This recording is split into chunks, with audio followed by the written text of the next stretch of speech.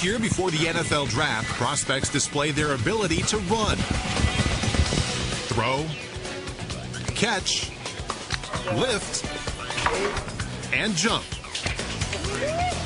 But coaches also want to find out one other piece of information. What are you thinking about? What were you thinking? You're not thinking like I'm thinking. Their desire to learn players' capacities for thinking made this man an NFL legend. The question is, who is this?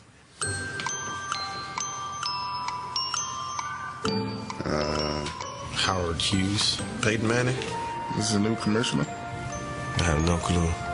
It's none other than Al Wonderlic, creator of the infamous Wonderlic Test. So you saying if the guy was alive right now, I'd probably beat him up? Give me that. Jack him up. Why? Why, Mr. Wonderlic? He created a way for employers to evaluate prospective job applicants using a test to assess people and measure their general intelligence. Charlie Wonderlic now runs the testing company, located in Libertyville, Illinois. He sits behind the same desk his grandfather did 7 decades ago. He and my grandmother began publishing the test in their basement. Demand grew such that by around 1960, they had actually opened up an office, and about 5 million people a year were being assessed with this test. The Wonderlic Company annually produces the current version of Charlie's grandfather's exam in 14 languages for 7,000 businesses and 2.5 million people worldwide.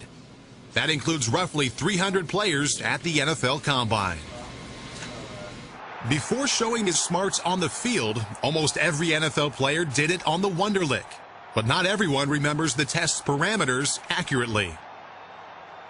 It was so long, I think I fell asleep on it. Kind of like SATs. Just long and just dragging. You feel like you're in the twilight zone. A gruesome, I think, 2 minutes, I think it was, they give you to take. A lot of questions on there were real repetitive. They you know, same question asked you probably like 5 times. They asked you the same question twice, like 85 questions ago. In reality, no questions are repeated. Test takers had 12 minutes to answer 50 questions, each worth 1 point on a variety of subjects. What am I thinking?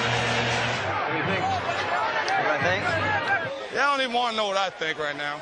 They asked a lot of questions that were common sense. I remember it being heavily slighted towards math. If you're in a car and you're at a light, do you want to be the first car or you want to be the last car? It was like if one apple fell from a tree, another apple, 2 other apples fell from another tree. How many apples on the ground?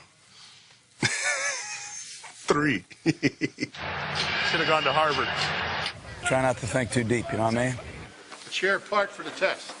Although the Wonderlic is now a staple of draft preparation for every team, coaches and personnel directors make it clear they do not consider it the be-all and end-all of player evaluation.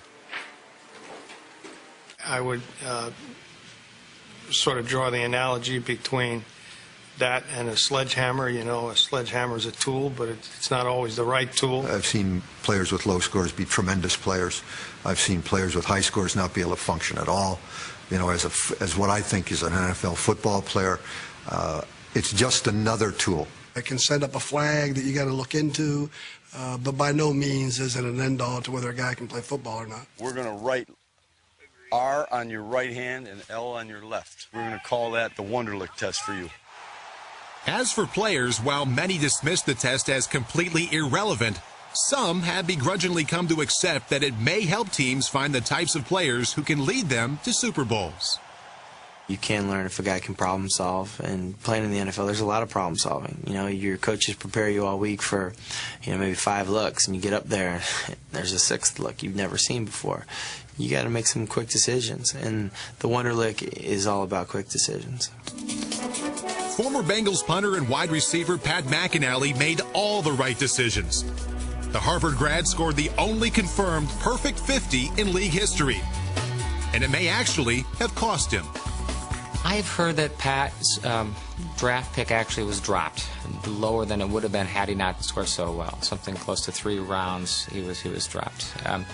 And I think that reflects on not knowing what to do with a person that is so bright. Speaking of bright, wide receiver Kevin Curtis, a Utah State alum, is believed to hold the highest score of any current player, a 48. In 2005, quarterback Ryan Fitzpatrick from Harvard, who reportedly scored a 39, hit Curtis with a touchdown pass in overtime. Touchdown, game over. 56-yard touchdown.